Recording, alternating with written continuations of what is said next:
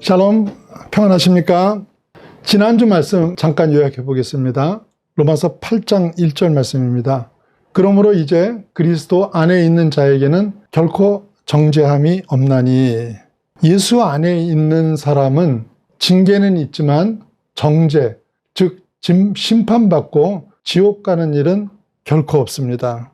8장 2절입니다. 이는 그리스도 예수 안에 있는 생명의 성령의 법이 죄와 사망의 법에서 너를 해방하였음이라.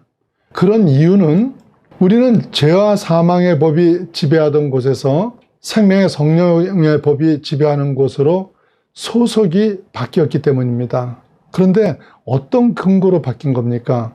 3절 말씀입니다. 3절과 4절 보겠습니다. 율법이 육신으로 말미암아 연약하여 할 수 없는 그것을 하나님은 하시나니 곧 죄로 말미암아 자기 아들을 죄 있는 육신의 모양으로 보내어 육신의 죄를 정하사 육신을 따르지 않고 그 영을 따라 행하는 우리에게 율법의 요구가 이루어지게 하려 하심이니라. 자, 예수께서 우리 죄를 대신 감당하신 후에 하나님의 영을 따르는 사람에게는 더 이상 율법이 요구할 것이 없도록 했기 때문입니다. 그래서 우리는 내 안에 계신 성령님을 인식하고 어디에 소속된 사람인가를 확신하는 것이 대단히 중요한 일이라는 말씀을 드렸습니다. 그리고 오늘은 5절부터 11절까지의 말씀을 살펴보도록 하겠습니다. 자, 5절 말씀입니다. 육신을 따르는 자는 육신의 일을, 영을 따르는 자는 영의 일을 생각하나니. 자, 육신을 따르는 자가 생각하는 일이 뭐라고 했어요? 육신의 일. 육신의 일이 뭡니까? 자기 욕망을 채우는 일이죠. 성령을 따르는 자는 영의 일을 생각한다고 했는데, 영의 일은 어떤 일입니까? 하나님의 뜻을 이루는 거죠. 하루 종일 성경 보고 기도한다는 말이 아니라 삶의 방향성이 다르다는 겁니다. 그런데 이 방향성에 따라 인생이 사망과 생명으로 갈라지는 것입니다. 그래서 8장 6절 보시면요. 육신의 생각은 사망이요 영의 생각은 생명과 평안이니. 자, 5절에 우리가 육신의 일을 생각할 수도 있고 영의 일을 생각할 수도 있는데 6절에 그 생각에 따라서 인생이 갈라진다는 것입니다. 지난주에 내 안에 계신 성령님을 인식하냐고 여쭤봤는데 성령님이 계신 걸 어떻게 알 수 있습니까? 많은 분들이 내 옆에 누가 있으면 그 인기척을 느낄 수 있는 것처럼 성령님도 그런 느낌이나 음성이 있기를 원하시는데 사실 대부분 그게 잘 안 되시죠. 물론 드물게는 하나님의 빛을 보거나 또 육성을 듣는 분도 계신데 대부분은 그렇지 않습니다. 그래서 내 안에 내주하신 성령님을 인식하며 산다고 해도 과연 내가 실제로 그렇게 살고 있는지 아닌지에 대해 확신이 없는 분들이 많이 계신 겁니다. 그런데 5절을 보시면요. 영을 따르는 자는 영의 빛을 보거나 소리를 듣는다고 했습니까? 아니죠. 영을 따르는 자는 영의 일을 생각한다고 했습니다. 그래서 성령이 계신 가장 큰 증거는 성령님이 주시는 생각을 하는 것입니다. 그런데 아시다시피 우리는 생각이 아주 복잡합니다. 그래서 내게 드는 생각이 어디로부터 온 것인지 구분하는 걸 무척 어려워할 수밖에 없는데, 하지만 여러분요, 아무리 생각이 복잡해도 사실 그 뿌리는 딱 세 가지 뿐입니다. 우리의 생각은 육신의 생각과 성령의 생각, 그리고 마귀가 주는 생각, 이 세 가지가 있습니다. 먼저 육신의 생각을 우리가 좀 알아보죠. 육신의 생각은 요한일서 2장 16절 말씀입니다. 이는 세상에 있는 모든 것이 육신의 정욕과 안목의 정욕과 이생의 자랑이니 다 아버지께로부터 온 것이 아니요 세상으로부터 온 것이라. 해서 육신의 생각은 육신의 정욕, 안목의 정욕, 이생의 자랑, 이 세 가지인데요. 육신의 정욕은 식욕이나 성욕과 같은 인간이 본능적으로 가지는 욕구입니다. 그리고 안목의 정욕은 기본적인 욕구가 해결이 되고 나면 이제 눈에 보기 좋은 것들을 탐하는 거죠. 예를 들면 우리 사회가 먹고 사는 게 해결되고 나니까 명풍에 대해서 광풍이 일어나는 것 같은 이런 일들이죠. 그리고 이생의 자랑은 앞에 것들이 다 갖춰지고 나면 이제 자신의 잘난 것들을 과시하는 걸 말합니다. 이런 생각들은 전부 다 뭐예요? 육신에서 오는 생각입니다. 그리고 두 번째, 마귀가 주는 생각이 있습니다. 요한복음 13장 2절 말씀입니다. 마귀가 벌써 시몬의 아들 가룟 유다의 마음에 예수를 팔려는 생각을 넣었더라. 가룟 유다의 마음에 마귀가 생각을 넣어주었죠. 어떤 생각을요? 예수님을 팔려는 생각을요. 그러니까 마귀가 주는 생각은 마귀적인 정당성을 가지고 하나님을 대적하거나 회방하는 일들입니다. 그런데 마귀가 생각을 넣어줄 때 아무에게나 넣어줄 수 있습니까? 아니죠. 마귀의 생각을 담기에 적합한 그릇을 가진 사람에게 넣어주게 됩니다. 그렇다면 적합한 그릇은 어떤 그릇들입니까? 하나님 뜻보다는 자기 욕심이나 자기 목표를 앞세우는 사람들입니다. 자, 그리고 끝으로요, 성령이 주시는 생각은 어떤 생각입니까? 하나님이 기쁘시게 해드리는 생각들이죠. 그래서 나에게 상처를 주고 나를 배신한 그 사람을 용서하고 사랑하는 것들. 자기 마음으로는 그렇게 못하잖아요. 그런데 기도해 보면 성령이 주시는 마음이 있어요. 이걸 느끼는 게 바로 성령님이 내 안에 계신 증거인 것입니다. 이런 명백한 경험 말고요, 내게 생각이 들 때 그게 마귀가 주는 생각인지 성령님이 주는 생각인지를 구분 못할 경우도 있는데, 그럴 때는 어떻게 구분할 수 있겠습니까? 8장 6절 말씀입니다. 육신의 생각은 사망이요 영의 생각은 생명과 평안이니. 육신이 주는 생각은 그 끝이 뭐라 그랬어요? 사망이라 그랬죠. 그 끝이 사망이기 때문에 마음이 불안합니다. 편안하지 않습니다. 그런데 성령이 주시는 생각은 평안합니다. 이게 생각을 구분하는 가장 기본입니다. 이런 구분을 하지 못하고요, 8장 7절 말씀이죠. 육신의 생각은 하나님과 원수가 되나니 이는 하나님의 법에 굴복하지 아니할 뿐 아니라 할 수도 없음이라. 그래서 이런 걸 구분 못하고 육신의 생각을 하는 사람은 하나님 뜻에 불순종하기 때문에 하나님과 원수가 되게 되고요. 그 결과 8절에 육신에 있는 자들은 하나님을 기쁘시게 할 수 없느니라. 그래서 하나님의 근심거리가 된다는 거예요. 그래서 우리의 육신이 죽어야 하는 것인데요. 이때 죽는다는 것은 실제 육체를 땅에 묻는 그런 의미의 죽음이 아닙니다. 갈라디아서 5장 24절 보시면요. 그리스도 예수의 사람들은 육체와 함께 그 정욕과 탐심을 십자가에 못 박았느니라 이랬습니다. 뭐가 죽는다 그랬죠? 육체에 있는 정욕과 탐심을 죽이는 거예요. 아까 말씀드린 육신의 정욕과 안목의 정욕과 이생의 자랑을 죽이는 겁니다. 그런데 이게 쉽습니까? 어렵습니까? 어렵죠. 실제 육체의 죽음은 한 번 죽으면 그것으로 끝이 나는데요. 우리 안에 있는 정욕과 탐심은 죽었다가도 매일 다시 살아납니다. 그래서 바울 사도가 고백하시기를 고린도전서 15장 31절 말씀입니다. 형제들아, 내가 그리스도 예수 우리 주 안에서 가진 바 너에게 대한 나의 자랑을 두고 단언하노니 나는 날마다 죽노라 이랬습니다. 이렇게 매일 죽고 있다는 표현을 쓴 거예요. 우리가 날마다 자신의 정욕과 탐심을 죽이는 이게 없으면 신앙생활을 아무리 열심히 해도 여전히 부끄러운 신앙생활을 할 수밖에 없습니다.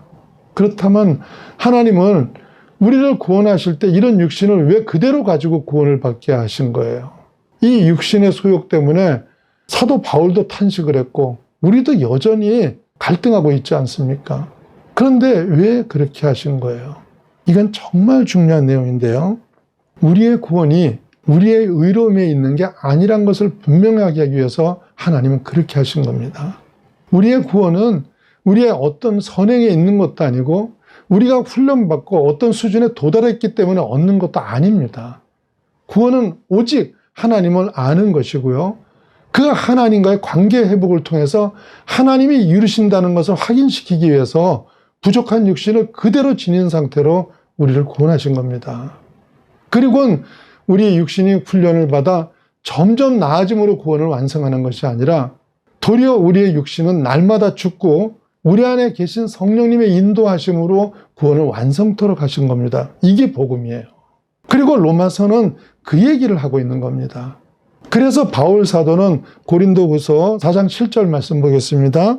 우리가 이 보배를 질그릇에 가졌으니 이는 심히 큰 능력은 하나님께 있고 우리에게 있지 아니함을 알게 하려 함이라 이랬습니다.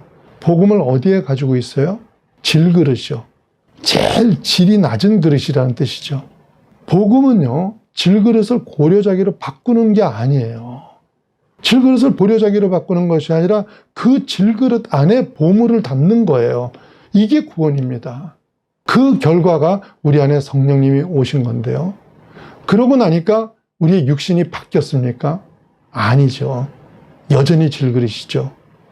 그냥 그 안에 보배가 담겨 있는 거예요. 왜 그렇게 하셨어요? 고린도후서 4장 다시 보세요. 이유는 능력이 하나님께 있고 질그릇인 우리에게 있지 아니함을 알게 하려는 것이다. 이렇게 말씀하시죠. 여러분, 지난주에 우리가 죄책을 벗어나려면 두 가지를 먼저 알아야 된다고 말씀을 드렸어요.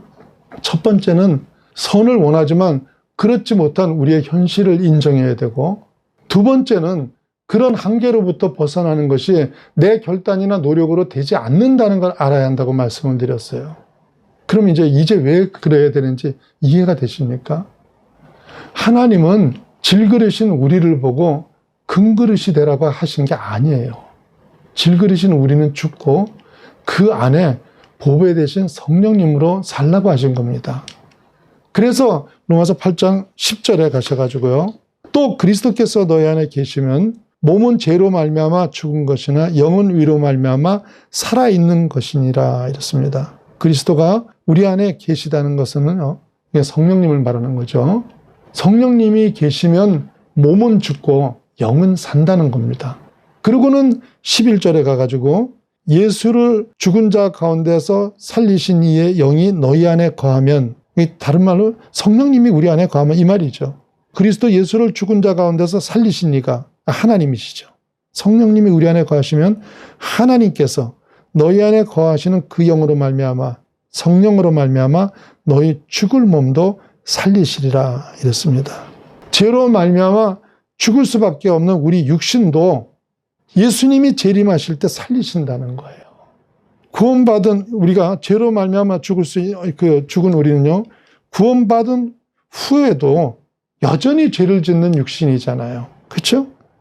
근데 그 육신을 하나님께서는 지옥으로 보내는 것이 아니라 그 육신까지도 살리시겠다는 거예요. 근데 이 모든 일을 누가 하세요? 성령님이 하세요. 그런데 그걸 내가 하려고 하니까 실패하고 좌절하는 겁니다. 신앙은 질그릇인 내가 해서는 될 일이 없습니다.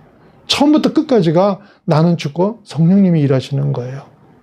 그래서 신앙에 있어서 성령의 위치가 절대적인 겁니다. 로마서 8장 9절 말씀입니다. 만일 너희 속에 하나님의 영이 거하시면 너희가 육신에 있지 아니하고 영에 있나니 누구든지 그리스도의 영이 없으면 그리스도의 사람이 아니라. 내가 그리스도 안에 있는 사람인지 아닌지를 뭘로 구분해요? 우리가 교회 열심히 다니는 걸 보고 판단하는 게 아니에요. 기도나 전도를 얼마나 열심히 했나로 구분하는 것도 아니고 술, 담배를 하나 안 하나로 구분하는 것도 아니에요. 그리스도의 사람이냐 아니냐를 구분하는 것은 딱 한 가지예요. 성령께서 내 안에 계시냐 안 계시냐 하는 거예요. 여러분 안에 성령님이 계십니까 안 계십니까?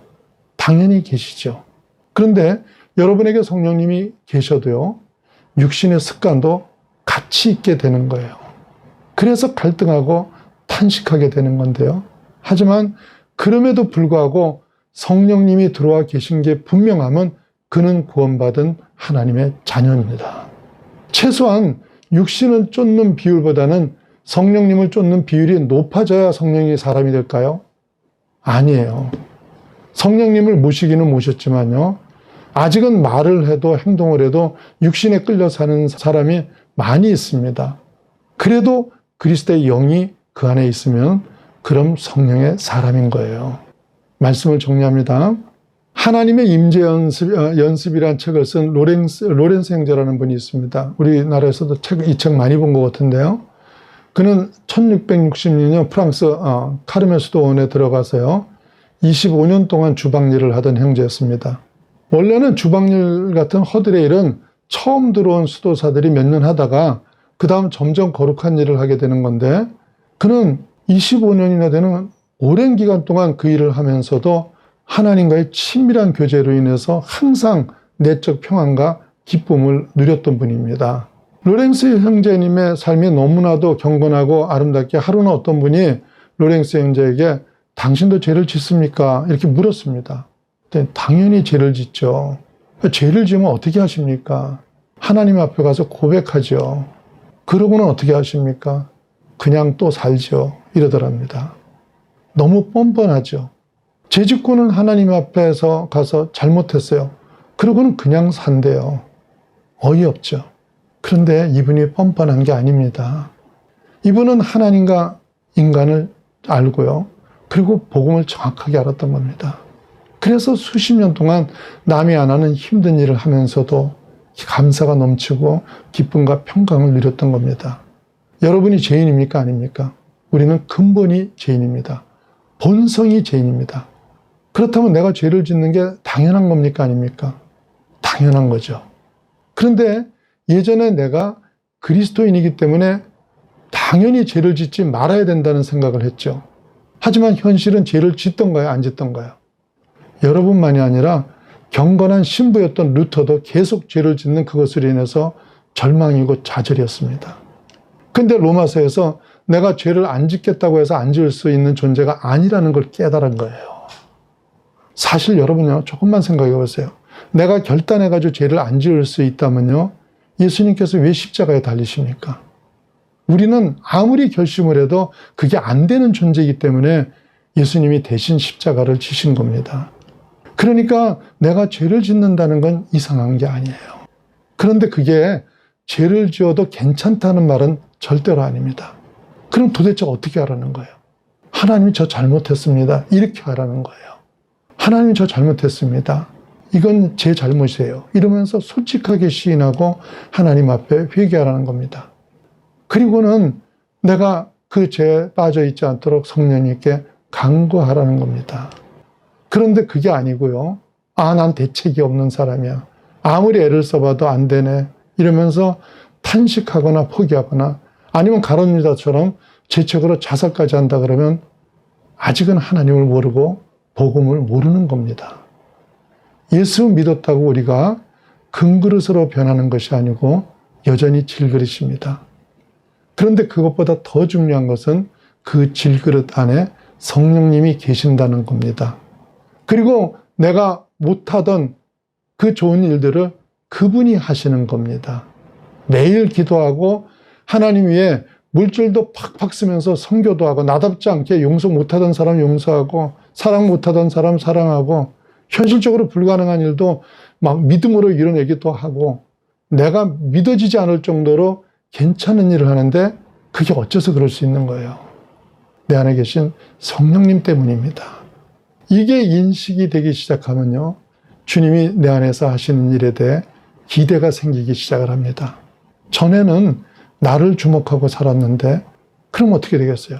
계속 낙심이 되죠. 지금은 내 안에 계신 성령님을 주목하고 성령님이 하실 일을 기대하게 되는 거예요. 그것이 우리의 삶을 바꾸게 된 것입니다. 신앙생활하는 대부분의 성도님들은 오랜 세월 동안 예배드리고 헌신하고 나름대로 꽤 많은 훈련을 받았죠. 사실 그것만 해도 꽤 괜찮은 교인입니다. 그런데 이렇게 괜찮은 정도로 만족해서는 안 되는 겁니다. 사랑하는 여러분은 괜찮은 크리스찬이 아니라 놀라운 크리스찬이 되어야 하는 겁니다. 그것을 위해 나는 죽고 아주 작은 것, 평범한 것까지도 성령님의 인도하심을 받는 진짜 복음을 아는 크리스찬이 되시기를 예수님 이름으로 축원합니다.